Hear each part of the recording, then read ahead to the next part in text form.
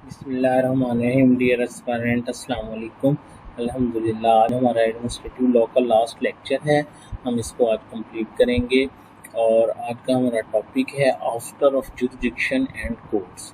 अच्छा, मज़े की बात यह है कि ये हम टॉपिक पढ़ चुके हैं लेकिन हम इसको थोड़ा सा डिफरेंट करके लिखेंगे क्योंकि उन्होंने एक सेपरेट टॉपिक के तौर पे दिया हुआ है। ठीक है।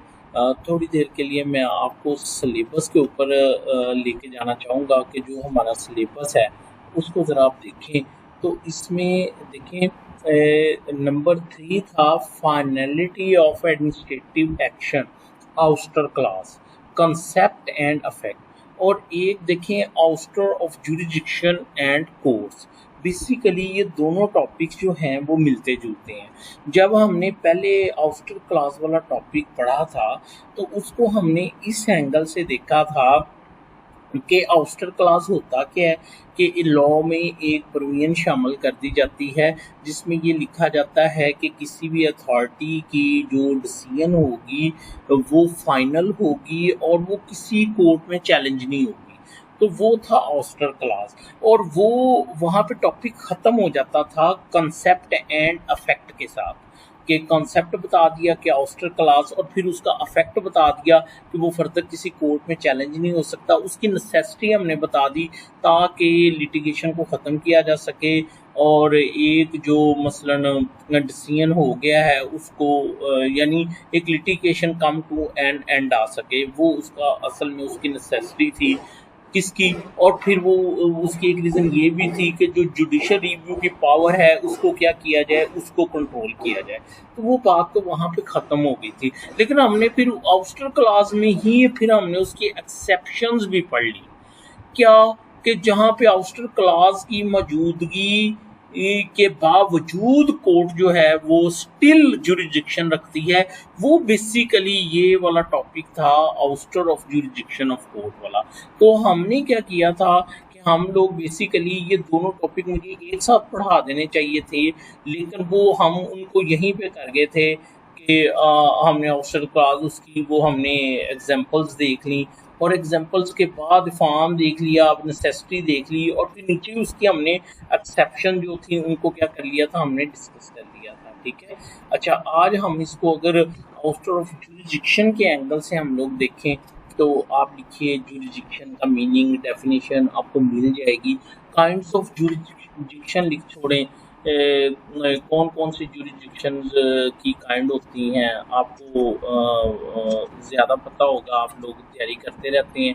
मसलन एक होता है टेरिटोरियल जुरिडिक्शन और एक पिक्यूनरी जुरिडिक्शन, एक होता है सब्जेक्ट मैटर जुरिडिक्शन।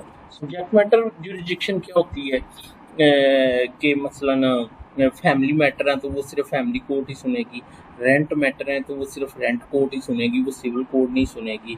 तो ये हो गया। अच्छा, एक होती है पर्सनल जुरिडिक्शन। पर्सनल जुरिडिक्शन क्या है कि मसलन वो ट्रायल कोर्ट, ऑर्डिनरी कोर्ट की जुरिडिक्शन है, एपलेट कोर्ट की जुरिडिक्शन है या रिवीजनल कोर्ट की जुरिडिक्शन है। ठीक है। एनी हाउ वो आप कर सकते हैं, ना भी लिखेंगे इसको तो कोई इशू नहीं है। ठीक है। अच्छा, उसके बाद है कि जुरिडिक्शन की हम करेंगे कि it is a power conferred upon the court to decide adjudicate a matter pending before it. ठीक है। अच्छा, कॉन्स्टिट्यूशन प्रोविजन जो है वो कंफरिंग जुरिडिक्शन अपॉन कोर्ट, कौन सी प्रोविजन है जी? वो है आर्टिकल 175 जो क्या करती है, सुप्रीम कोर्ट और हाई कोर्ट के ऊपर जुरिडिक्शन को क्या करती है, कंफर करती है।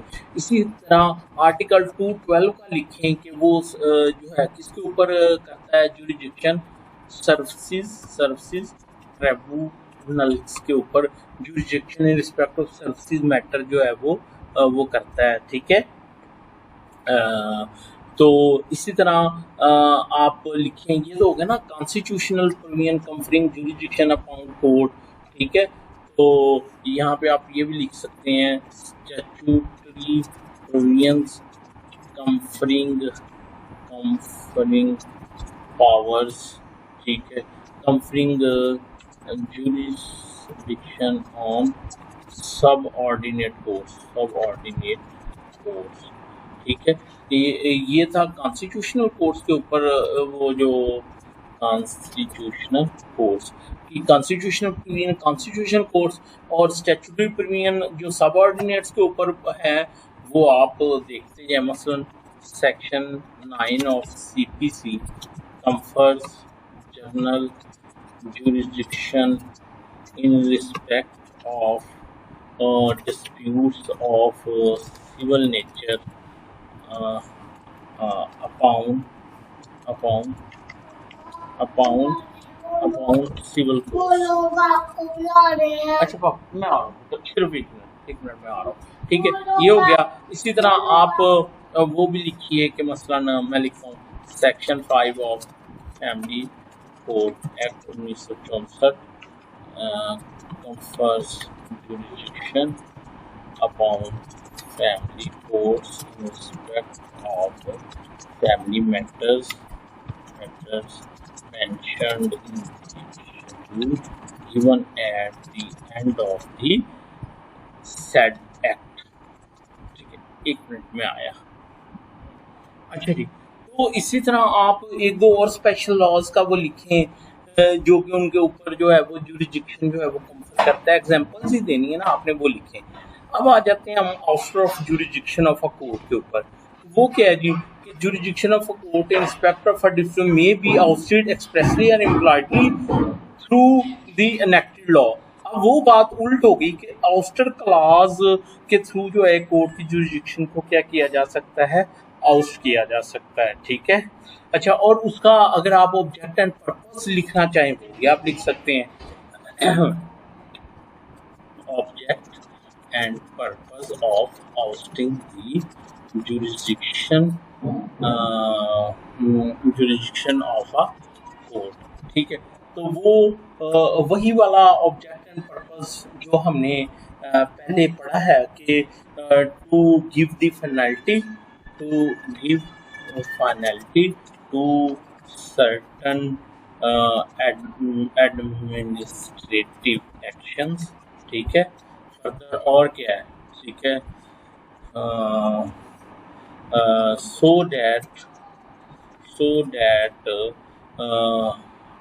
so that a party availing a remedy at one forum may not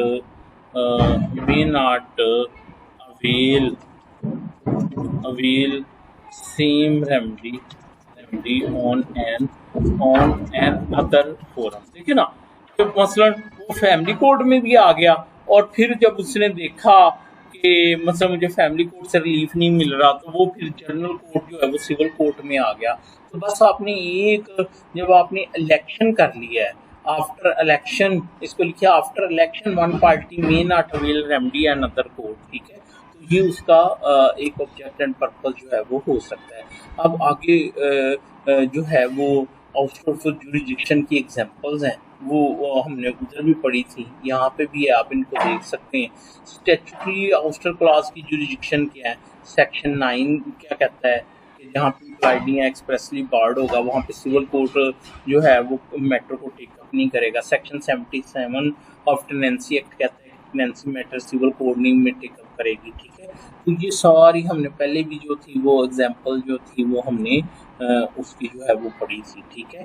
तो अभी तक हमने क्या देखा है, अभी तक हमने देखा है जुरिडिक्शन क्या है, डेफिनेशन क्या है, उसकी काइंड्स क्या हैं, और फिर हमने देखा है कि जो है वो कॉन्स्टिट्यूशनल प्रोविजन जो कॉन्स्टिट्यूशनल कोर्ट पे पावर कंफर कर रही हैं वो कौन सी हैं, स्टैट्यूटरी प्रोविजन जो सबऑर्डिनेट कोर्ट पे जुरिडिक्शन कंफर कर रही हैं वो कौन सी हैं। फिर हमने आउस्टर ऑफ जुरिडिक्शन देखा है, फिर हमने उसका ऑब्जेक्ट एंड पर्पस देखा है क्या है, फिर हमने उसकी जो है वो लिस्ट्रेशन जो है वो हमने जो है वो देखी हैं, ठीक है। अब उसकी एक्सेप्शंस एक्चुअली ना आपने इसको एक्सपेंड करके लिखना है।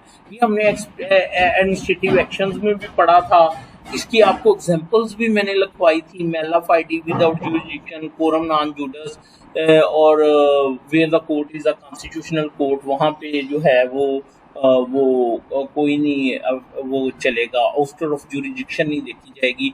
कॉन्स्टिट्यूशनल कोर्ट जो है वो किसी भी मैटर को टेकअप जो है वो कर सकती है। तो जो एडमिनिस्ट्रेटिव एक्शंस में मैंने आपको इसकी एग्जांपल्स बताई थी, प्लीज़ आप उन एग्जांपल्स को भी कीजिएगा एक्सपेंड, और ये मेला फाइटिंग विदाउट जुरिसडिक्शन इसको आप एक्सपेंड करके जो है वो लिखिएगा। असल में ये आपका जो है वो मेन क्वेश्चन बनता है, लेकिन आप इसको जो है वो कर चुके हैं। अच्छा, effect of wrongly assuming jurisdiction क्या होगा? Any proceeding made by assuming wrongly jurisdiction will be null and void in the eye of law। तो बच्चों बड़ा इजी था ये out of jurisdiction of court वाला टॉपिक, और इसको आपने उसके साथ मिला के पढ़ना है, किसको आफ्टर क्लास के साथ। कांग्रेचुलेशन, आपका एडमिनिस्ट्रेटिव लॉ ख़त्म हो गया। थैंक यू, अल्लाह हाफिज़।